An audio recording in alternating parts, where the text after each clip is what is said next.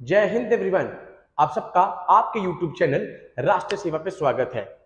आज हम डिस्कस करेंगे about UNSC, United nation security council. अभी G20 की मीटिंग होके हटी है। आपने उसमें देखा कि यूएस के प्रेसिडेंट जो बिडेन ने दोबारा से कहा कि हम इंडिया के फेवर में हैं कि P5 को P6 कर दिया जाए, that is sixth permanent member. At present P5 countries हैं, that is US, UK, France, Russia, China. United Nations के 6 ऑर्गन्स हैं, उसमें से one of the organ is UNSC, जिसके 5 P5 जिनके पास वीटो पावर्स हैं। वीटो पावर्स मींस अगर एक कंट्री ने मना कर दिया तो सबकी यहां पर ना होगी। एंड लगातार हम देखते हैं कि जब भी इंडिया की बारी आती है as consideration for the P6 country, यहां पर चाइना अपनी वीटो पावर यूज कर लेती है। उसके अलावा जो 4 कंट्रीज हैं वो हरदम इंडिया के फेवर में रही हैं। एंड अभी दोबारा से जो बिडेन आपने यहाँ पे कहा कि हम इंडिया के फेवर में हैं। आज हम सब कुछ डिस्कस करेंगे। यूनाइटेड नेशंस के 6 ऑर्गन्स हैं, उस पे हम ऑलरेडी एक सेशन ले चुके हैं, बट आज हम यूएनएससी को डिस्कस करेंगे कि कितने इसमें मेंबर्स आते हैं एंड कौन कौन से ऑब्स्टैकल्स यहाँ पर आ रहे हैं जो इंडिया को रोक रहे हैं being a sixth member in the P5। ये मैप है, इस पे 5 कंट्रीज आपको दिख रही हैं, US, UK, China, Russia, France. These are the 5 permanent members। UNSC में टोटल 15 कंट्रीज हैं, जिसमें से 5 परमानेंट हैं एंड यहां पर 10 नॉन परमानेंट मेंबर हैं। इंडिया नॉन परमानेंट मेंबर पहले बन चुकी है। ओके, अब हम देखते हैं कि नॉन परमानेंट मेंबर्स कौन कौन से रीजन से आ रहे हैं। अफ्रीका से आ रहे हैं, एशिया से आ रहे हैं, Latin America and Caribbean country से आ रहे हैं, वेस्टर्न यूरोप से आ रहे हैं, ईस्टर्न यूरोप से आ रहे हैं। कई बार इससे भी आपको क्वेश्चन पूछ लिया जाता है यहां पर। तो आपके पास देख रहे हैं कि non permanent members in different जगहों से आ रहे हैं, but permanent members US, UK, France, Russia, China, जिनके पास वीटो पावर है। क्वाइट ऑब्वियस है, चाइना को पता है कि इंडिया का इन्फ्लुएंस लगातार बढ़ता जा रहा है as a global power also, ठीक है, इसलिए हरदम चाइना यहां पर वीटो पावर को यूज करता है। एंड 6th मेंबर बनने के लिए यहां पर एक कंट्री ने भी मना करा, फॉर एग्जांपल जैसे यहां पे चाइना वीटो पावर यूज कर रहा है, तो यहां पर वो रेजोल्यूशन पास नहीं होगा। इसी कारण हर बार इंडिया की कंसीडरेशन बीच में ही रह जाती है।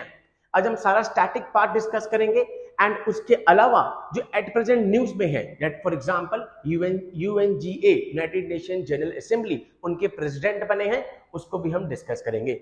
सीडीएस के पेपर ले लीजिए, एनडीए का ले लीजिए, एफकैट का ले लीजिए, सीएपीएफ का ले लीजिए। यहां पर आपको इस तरह के क्वेश्चंस देखने को मिलेंगे, rather in the territorial army also. Okay, आज हम डिस्कस करेंगे यूनाइटेड नेशंस के बारे में प्रॉपर्ली सब कुछ। आप सबका आपके YouTube चैनल राष्ट्र सेवा पे स्वागत है। एंड जल्दी ही अग्निवीर के जीके रिलेटेड और इंग्लिश रिलेटेड सीरीज को भी हम स्टार्ट कर रहे हैं, सो दैट वो बच्चे जो अग्निवीर की तैयारी कर रहे हैं या टीए की तैयारी कर रहे हैं, टेरिटोरियल आर्मी, उन सबको यहां पर मटेरियल इजीली मिल जाए। Okay, let's start the United Nations. यहां पर कुछ 3-4 फैक्ट्स आपको याद रखने हैं। Okay, it is an international organisation founded in 1945 after world war 2। World war 2 के बाद इसकी फाउंडेशन होती है। एक डेट आपको याद रखनी है, एग्जाम में कई बार पूछी जाती है, 24 अक्टूबर 1945, जिस दिन इसका फाउंडेशन डे सेलिब्रेट किया जाता है। बेसिक एम क्या है इसका, यहां पर अगर हम डिस्कस करें, इंटरनेशनल पीस को मेंटेन करना यहां पे। एंड इससे पहले कौन सी ट्रीटी चल रही थी, that treaty is also very important, कई बार एग्जामिनेशन में यहां पर आपसे पूछ ली जाती है। Its predecessor the league of nation, पहले लीग ऑफ नेशन था यहां पे, जो कि क्रिएट किया गया था by the treaty of Versailles in 1919, was disbanded in 1946। उसके बाद हम देखते हैं कि 24 अक्टूबर 1945 को यूएन डे सेलिब्रेट किया जाता है। इंपॉर्टेंट डेज पे कई बार क्वेश्चन आ जाते हैं आपके पास स्टैटिक जीके में, तो आपको ये डेट पता हो। ओके, अब इसमें कुछ फैक्ट्स हैं जो एग्जाम के लिए आपके बहुत इंपॉर्टेंट है। हेडक्वार्टर कहां पर है, न्यूयॉर्क में है। यूएन के 6 ऑर्गन्स आपके पास आते हैं, 5 ऑर्गन्स का हेडक्वार्टर न्यूयॉर्क में है, except one, international court of justice. Number 1, general assembly, UNGA जिसे बोलते हैं, सिक्योरिटी काउंसिल, यूएनएससी, जिसमें 15 मेंबर है, अभी हमने डिस्कस किया, 5 परमानेंट और 10 यहां पर non permanent. Economic and social council, then trusteeship council, the secretariat, secretariat दफ्तर, मेन हेडक्वार्टर। फॉर एग्जांपल जैसे भी G20 चल रहा था, उसका कोई भी परमानेंट सेक्रेटरिएट नहीं है। The international court of justice, जैसे सुप्रीम कोर्ट यहाँ पर हाईएस्ट कोर्ट है हमारे यहाँ, इंटरनेशनल कोर्ट ऑफ जस्टिस पूरे वर्ल्ड का, इसका हेडक्वार्टर जो है वो कहां पर है, हेग में है। ठीक है, बाकी सारी कहां पर है, न्यूयॉर्क में है। न्यूयॉर्क कौन सी रिवर पे फॉल कर रहा है सर, हडसन रिवर पर न्यूयॉर्क फॉल कर रहा है। Okay, headquarter is New York. Official language कई बार आपसे पूछ ली जाती है, Arabic, Chinese, English, French, Spanish, Russian.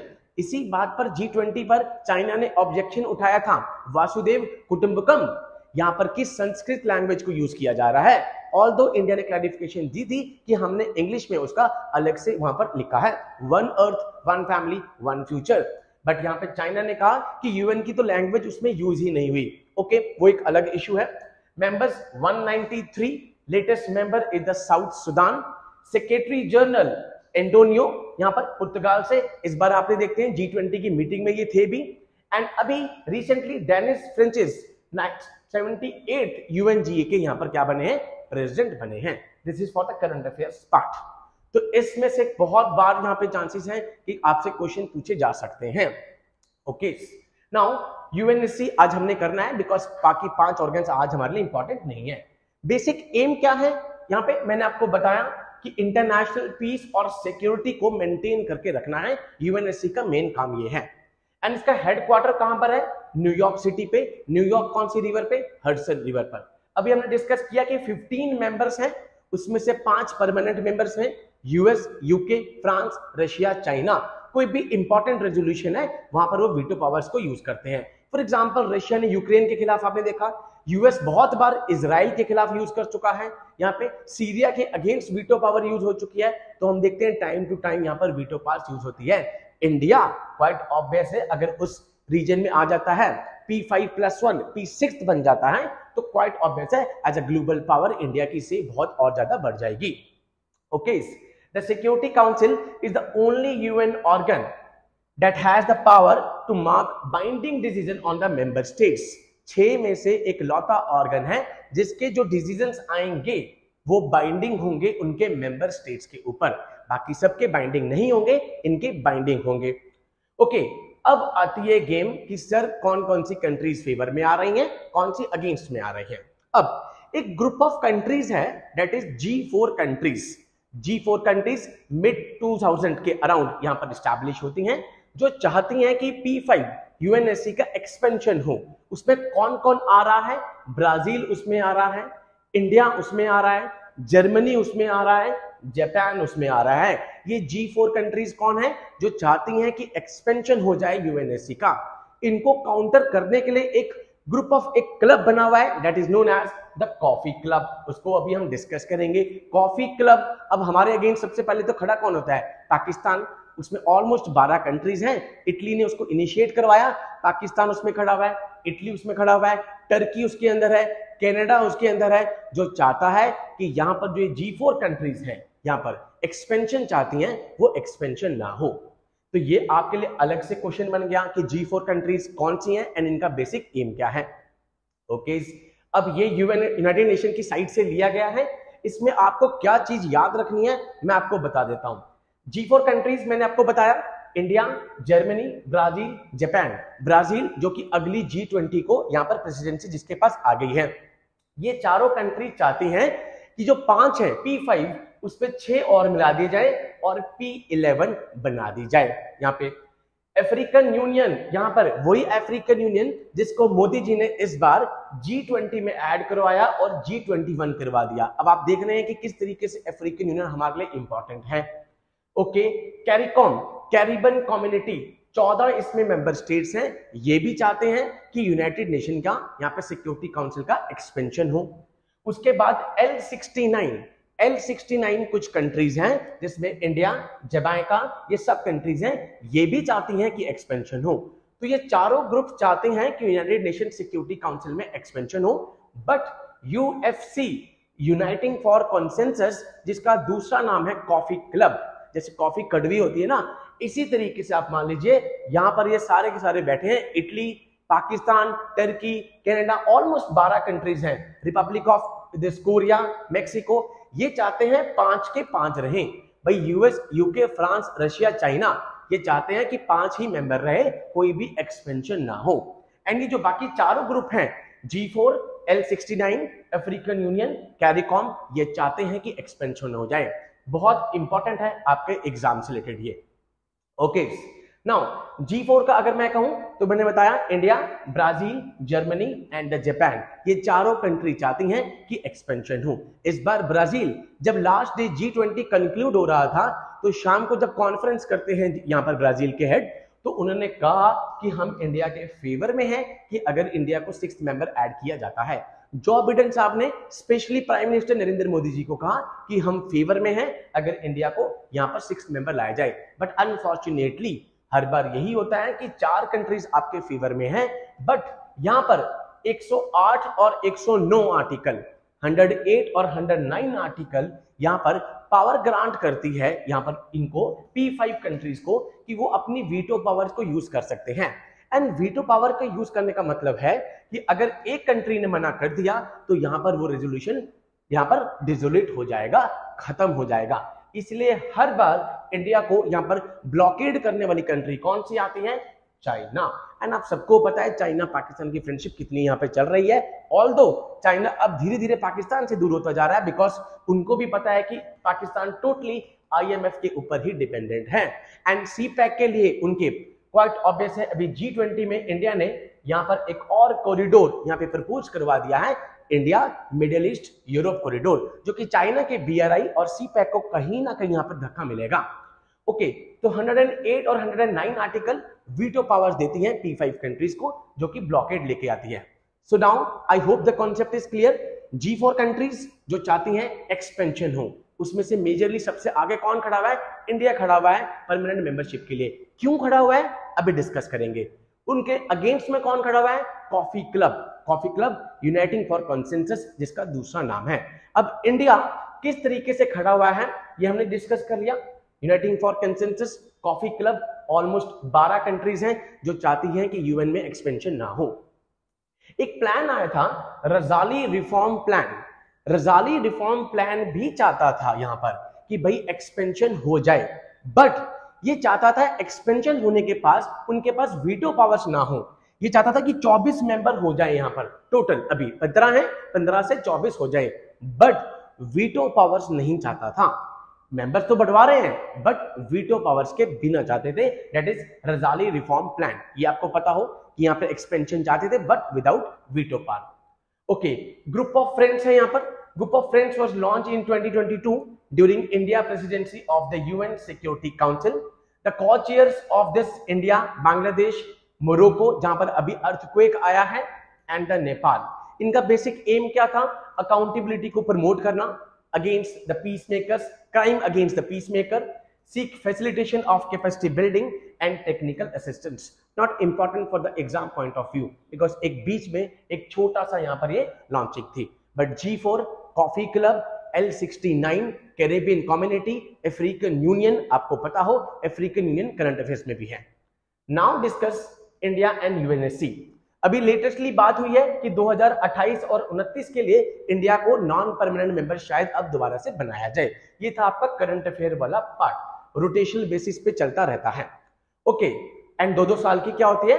Term होती है आपकी, हर 2 साल के बाद आप रोटेट होते जाओगे। इंपॉर्टेंट ये है कि इंडिया क्यों क्लेम कर रहा है कि भाई हम 6th मेंबर बनने लायक हैं। कोई तो रीजन होगा इंडिया के पास। आप सबको पता है ग्लोबल साउथ की एक बिग वॉइस बनती जा रही है इंडिया यहाँ पे लगातार। G20 की प्रेसिडेंसी एंड ब्रिक्स समिट ले लीजिए आप, हर जगह इंडिया की सेल लगातार बढ़ रही है। एंड कुछ फैक्ट्स मैं आपको बताऊंगा यहां पर जो आपने शायद अभी सुने भी नहीं होंगे। It represent 1/6 of the global population. 1/6 global population को इंडिया दिखा रहा है पूरे वर्ल्ड में। नंबर 2, फाउंडिंग मेंबर है यूनाइटेड नेशन का इंडिया, इसलिए इंडिया का हक है यहां पर। नंबर 3, इंडिया ने हरदम यहां पर always upheld its principle and credential while some of the other countries consider the organization as merely a talk shop।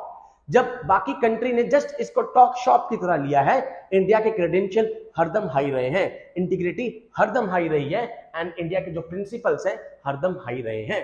Territorial integrity ले लीजिए आप, यहाँ पे हर चीज में इंडिया ने यहाँ पर प्रिंसिपल्स को अपहोल्ड किया है। Impressive contribution to the UN peace making force, ये इस पे हम पहले भी एक आर्टिकल यहाँ पे सेशन बना चुके हैं। India one of the largest contributor में से है यूएनपीकेएफ में, क्वाइट ऑब्वियस। एंड इसके लिए यहाँ पर फंड जाते हैं, आप देखेंगे ह्यूमन राइट्स के लिए लीजिए आप यहाँ पर, ठीक है, पीस मेकिंग के लिए लीजिए, इंडिया यहाँ पर बहुत सी फंडिंग भी करता है, one of the largest funder to the United Nation. Emerging economic power, धीरे धीरे आप देख ही रहे हैं ग्लोबल साउथ की वॉइस बनता जा रहा है यहाँ पर India. Independent foreign policy which is very often not in, which is with a synchronization of 5 permanent members of UNSC। Independent foreign policy है जो कि कई बार इन 5 परमानेंट मेंबर्स की पॉलिसी से सिंक नहीं करती है, यहां पर मैच नहीं करती है। दैट मीन्स हमारा वी हैव अ स्टैंड, यहां पर एक इंडिपेंडेंट फॉरेन पॉलिसी है हमारी यहाँ पे। Next point, for example India opposed authorizing the use of force in Libya and then abstained from voting on the matter। Libya वाले मैटर पे इंडिया ने वोट पे एब्सेंटीज कर ली थी। तो आप देख रहे हैं हमारी एक इंडिपेंडेंट फॉरेन पॉलिसी है। Okay, next one, India has demonstrated its skills as a responsible world leader and hold the distinction of a nuclear weapon state. Although हम न्यूक्लियर वेपन स्टेट हैं, बट आप सबको पता है हमारी नो फर्स्ट यूज पॉलिसी है, जिसके बारे में इस बार भी डिस्कशन हुई during the G20 meeting. And deterrence against the non-nuclear states has exhibited India's hard power। Against this backdrop, India always emerged undisputed leader despite being, यहाँ पर कि हम न्यूक्लियर वेपन स्टेट हैं, हरदम आप देखेंगे अनडिस्प्यूटेबल लीडर्स हैं। डन, तो इंडिया ने अपना स्टैंड बिल्कुल क्लियर रखा हुआ है। उसके बाद हमारी नॉन अलाइंड मूवमेंट, हरदम हमने पीस ट्रांक्विलिटी यहाँ पे मेंटेन करी है, non interference and non aggression in foreign policies, यहाँ पे किसी और कंट्री की टेरिटोरियल इंटीग्रिटी की हमने रिस्पेक्ट करी है, नाम के प्रिंसिपल्स को अपहोल्ड किया है, नॉन इंटरफेरेंस वाला। Then India gives UN over 40 million US dollar. आप देख रहे हो, ये भी रिसेंटली जनवरी में जयशंकर जी ने यहाँ पर इस चीज को रिवील किया था कि ऑलमोस्ट इंडिया 40 मिलियन डॉलर, यहाँ पर यूएस मिलियन डॉलर दे रहा है यूएन को हर साल।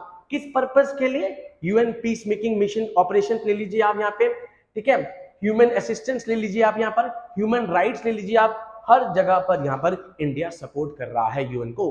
तो क्वाइट ऑब्वियस है, ये सारे फैक्टर्स को देखते हुए इंडिया डिजर्व करता है कि वो 6th मेंबर बने in the United nation security council permanent membership P5, जिसको I hope in future P6 किया जाएगा। बिकॉज जिस तरीके से इंडिया लगातार ग्लोबल साउथ का एक वॉइस बनता जा रहा है एंड इंडिया की जो फॉरेन पॉलिसी है लगातार और स्ट्रांग होती जा रही है, तो इंडिया जल्दी ही आपको 6th कंट्री देखने को मिलेगा in the permanent membership of the United nation security council. तो ये सारे फैक्ट्स थे कि क्यों इंडिया परमानेंट मेंबर बनना चाहिए, किस तरीके से यूएनएससी यहाँ पर वर्क करता है, कौन कौन सी उसकी लैंग्वेजेस हैं एंड क्या क्राइटेरिया है, किस तरीके से आप परमानेंट मेंबर बन सकते हैं। मैंने आपको बताया 108 and 109 article of the UN charter जो कि वीटो पावर देता है to the P5 countries. I hope static से लेकर करंट अफेयर्स तक आपने सब कुछ यहाँ पे डिस्कस कर लिया है। I hope you got the lecture very clearly. So with these words I conclude my today session. Jai Hind to all, take care.